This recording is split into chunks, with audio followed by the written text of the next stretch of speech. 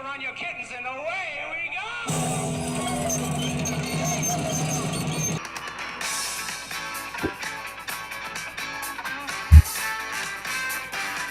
This is Ramview wrap-up for Week 10, 2025. The Rams defeat the San Francisco 49ers 42-26. Sorry, a little late, a little early, whatever. But let's get that football thrown on. Now we're back in rhythm. There we go. Hey, this is Ramview wrap-up. I'm Joe Terosian, and it is early. I'm still getting my bearings. This is brought to you by Kistler Law Firm. Injured in an auto accident, need help, got questions? Call Kistler Law at 661-206-6990. That's Kistler Law at 661-206-6990. And check out KistlerLawFirm.com. That's one word, KistlerLawFirm.com. Kistler Law, they've been fighting for you since 92. All right. We said it. We talked about it. The Rams would come in and take care of business, and they went into Frisco, and they took care of business. So, Peo time. Hey, thanks for joining me on this. Well, it's later for you. You're having lunch right now, right? So thank you so much for clicking on, Peo. It was a nice win. We talked about that. We thought the Rams would go in and take care of business, and they did. So I'm going to chip off 10 things real quick here, and then we'll save the rest for Ramview later today. And so let's get into this. You guys are going to think some of this is negative, but it's just some of the things we need to keep focused on. Number one, in the grand scheme of things, the final was 42-26, yes. But because this was a divisional opponent, it was 42-26. I think another opponent, I don't think they would have cut the contest to one possession in the third. But give a little bit of credit to the 49ers there. They kept it somewhat within shouting distance, but the Rams came out and dominated this game. They did a great job. Okay. Now to the hard stuff. Question: where was the pass rush? Okay. Where was the pass rush? In the first game, the Rams were able to get some kind of a pass rush. They got nothing yesterday. Is the Frisco line better than I've given it credit for, or everyone else has? I think it is better. It's playing much better. And was Mac Jones getting rid of the ball? I think that had a lot to do with it too. Mac Jones was 33 of 39, but a banged up opponent, not a lot of weapons, and the Rams couldn't get to the quarterback. That to me was a little bit bothersome yesterday. I mean, they weren't even rushing throws. Not really. They weren't rushing throws for the better part of that game. The Forbes pick, that play, he was being rushed. Again, that was fourth down. Love 13 personnel. But did you see how quick the wide receiver room can change? Did you see how quick that happened? Adams tweaks back, oblique, without getting touched. They say he could have gone back in. That's cool. But he wasn't touched. And, he had that old man I snagged something in my back. We've all had it happen to us. And we know Nakua is always one play away from the blue tent. So it's something to keep an eye on. Yeah, the 13 personnel, everything works, but it also works because there are so many weapons right now that the Rams could use.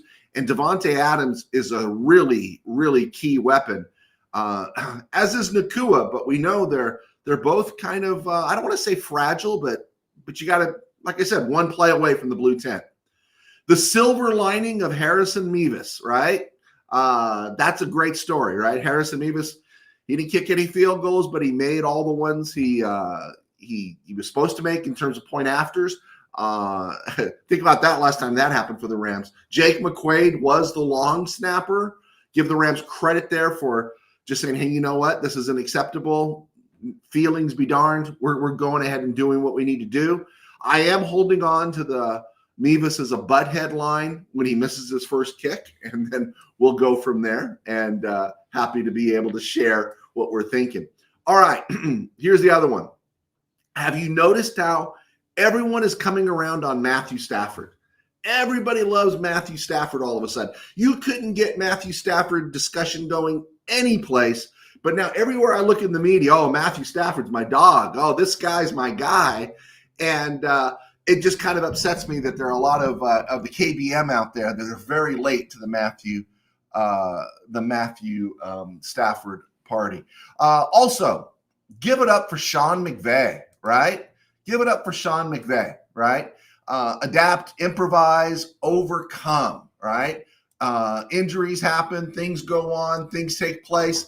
And in another life, Sean McVay would be planning the invasion of Europe, right? In another life, he'd be setting up defenses to repel an enemy horde.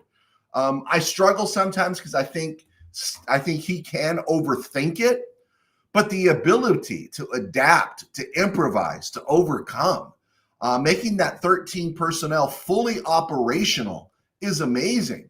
30 of the 67 snaps were 13 personnel yesterday. And the Rams in the last 3 games using that 13 personnel, 35, 34, 42 points in each one of those games. They're averaging 37 points a game in 13 personnel. And a lot of red zone angst has gone away. Have you noticed that the last few weeks is those issues that we always struggled with in the red zone, they've kind of faded as the tight ends, Devontae Adams, along with the running backs, have given all these defenses something to think about. I wanted to get to this one. Wile E. Coyote. If you remember when you were a kid, they had the whole super genius thing. Wile E. Coyote is going to eat Bugs Bunny, and he'd come in and say, "I'm Wile E. Coyote, super genius." I'm really tired of Mike Shanahan being called, or it's Mike Shanahan, Kyle Shanahan, a super genius. I can appreciate how hard his team is playing. I can appreciate some of his play calling yesterday. I can appreciate the resurrection of not only Mac Jones, but Sam Darnold's career, the year he spent with the 49ers. But with a wide receiver room that looks as ordinary as the receiving core at West El Monte Potty High, right? I don't know why he hasn't come up with a way to keep McCaffrey and Brian Robinson on the field at the same time. Robinson might not be as versatile as McCaffrey, but you could flash McCaffrey out and keep them on the field at the same time. Again, you look at differences, right? McVay doesn't collapse in the fourth quarter. Kyle Shanahan does. McVay looks at an issue and goes to 13 personnel, and Shanahan doesn't have any stars. He doesn't have anybody but McCaffrey. Why is Brian Robinson not getting time? I just don't get it. I do not get it at all. And I'm okay not getting it, but I'm not okay just hearing how somebody is a genius all the time. Ron Reese. Hi, Joe. Ron Reese from El Monte. All right. West El Monte Poly. There we go. I love the way the Rams played, but McVay needs to pull Stafford when the game is out of reach. I understood yesterday just a little bit more because the 49ers did get within shouting distance. They did. They did.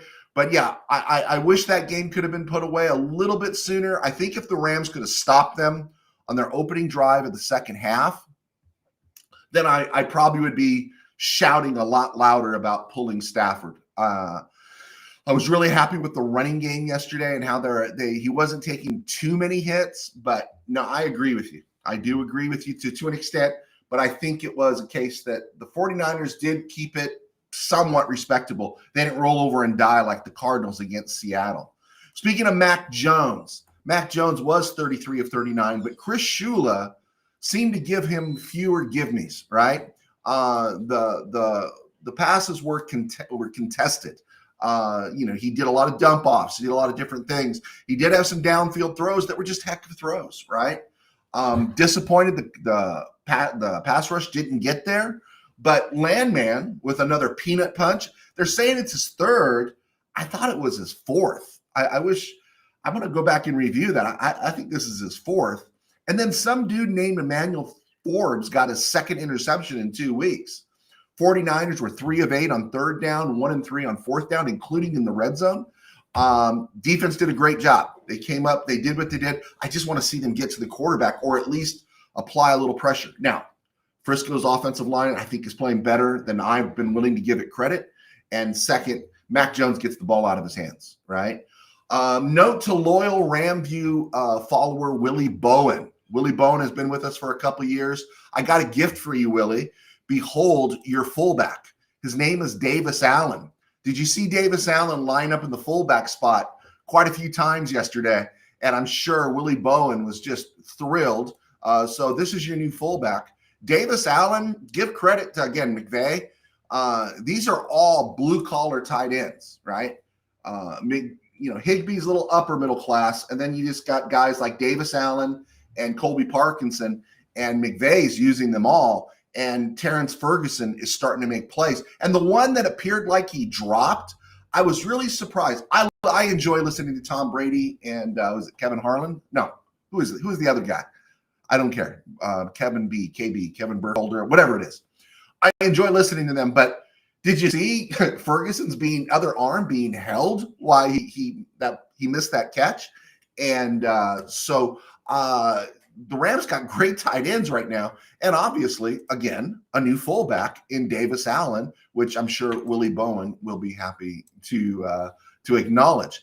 Number 10 here, Kyron and Corum looked great.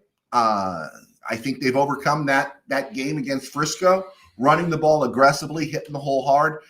It was against Frisco, completely depleted. They found a way on offense to stay competitive. The defense is just not competitive anymore. There's just no way. They can't do it. They put a lot of money into Diamondori Lenore. Renardo Green is okay. Jair Brown in safety is kind of a questionable draft pick. And then everyone else is gone. So when you're bringing back in Cleveland Farrell, the Rams should run like they ran yesterday. And so that was good to see. And I think it did take some of the pressure off of Stafford. The win, finally, the win does cause the NFC to take notice of the Rams. The Philly and Frisco losses earlier are in the long gone by now. Rams have addressed them. The kicking issues cost us in Philly. New long snapper, or Back to the Future with Jake McQuaid and Mevis, and then of course the avenge the loss against Frisco. So those two kind of are put to the side. Rams are 7-2. Now the Seahawks did put a beat down on the Cardinals, but that Arizona ship's been going down in the sand for a few weeks now, and I wouldn't be overly impressed. The Seahawks are 7-2, but who were their losses to? Week 1 against a stronger Fog City team, right? Everyone was healthy that week, and they lost at home to Frisco, and then they lost in Tampa Bay. Their wins have come against the Steelers. You saw the Steelers last night. The Saints, we saw what the Rams did to the Saints. That was a nice win for the Saints yesterday. The Cardinals twice. That's 4 wins now. And one of those wins against the Cardinals was a 1-possession, 3-point win. The Jags, who are not a good football team, who have talent but can't seem to do anything with it. They beat the Jags by 1 possession, and they beat the Texans by 1 possession. The Taxkins, they killed, who are falling apart. And so that's that. The teams they've beaten have a combined record, I think, of 22-33, roughly. So this team is not overwhelming.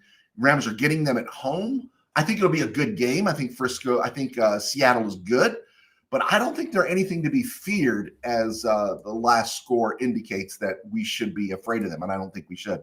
So Rams are now 7-2. Last 3 games: Jacksonville 35-7, Saints 34-10, 49ers 42-26, and now the next 2 weeks, you got the Seahawks and the Buccaneers at home. Buccaneers are mortal. They're dangerous. Both teams are dangerous. I'd like to see Seattle beat a really good team. Don't know. We haven't seen the Seahawks against the Lions, have we? We haven't seen the Seahawks against the Eagles. We haven't seen the Seahawks against some of these better teams. We haven't seen them against the Rams yet, so we're going to find out.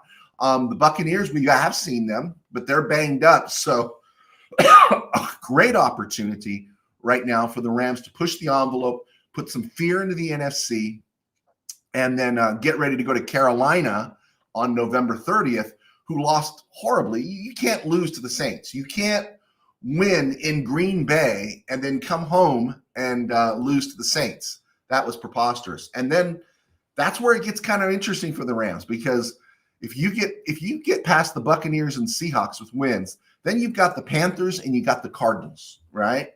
Cardinals might be looking for a new coach at that point.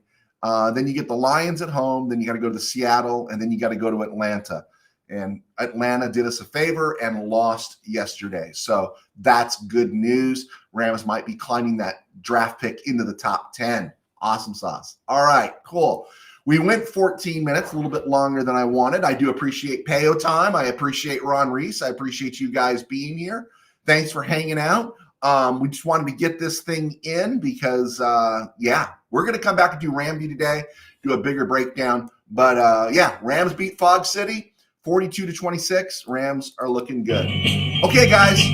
Payo, Ron, all you guys out there, thanks for hanging out with me this morning real quick. Put a little meat on the bone for us to chew on. I'll see you this afternoon.